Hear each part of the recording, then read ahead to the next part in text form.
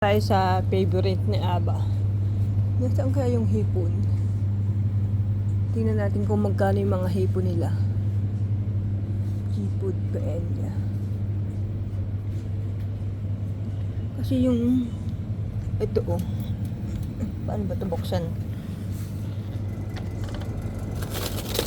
Buksan siya ito. 45? Bakit parang nagmahal? Bakit naging 45?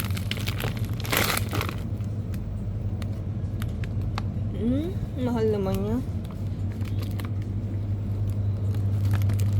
Nagmahal.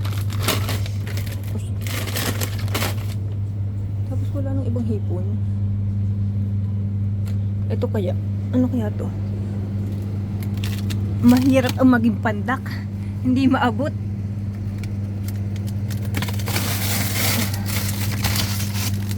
Ay, hindi iba to.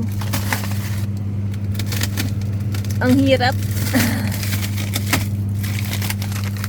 Ito, magkano to? Ito, 39. Dito tayo sa mura-mura. Ay, malamig masyado. Ito, 39. Dito tayo. Ay, nagkaiba nito. Parehas lang naman. 45.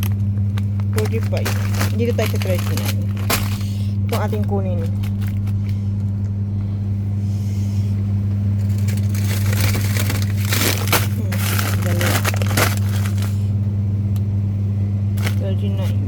Isa pa.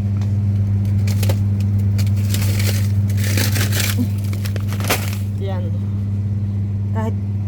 Kahit paano meron tayong ulam.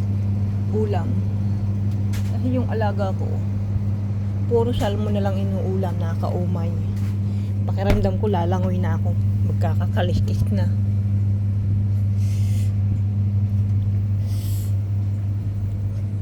Ayun oh. Kasi pwede ang iba eh.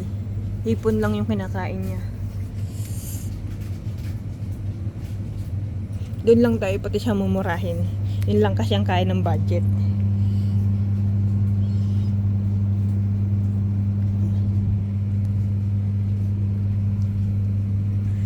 Ito tatlo. Cute naman niya.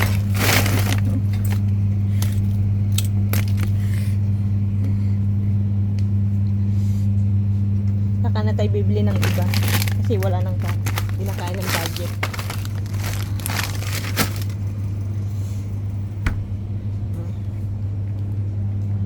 Yan, tama na to.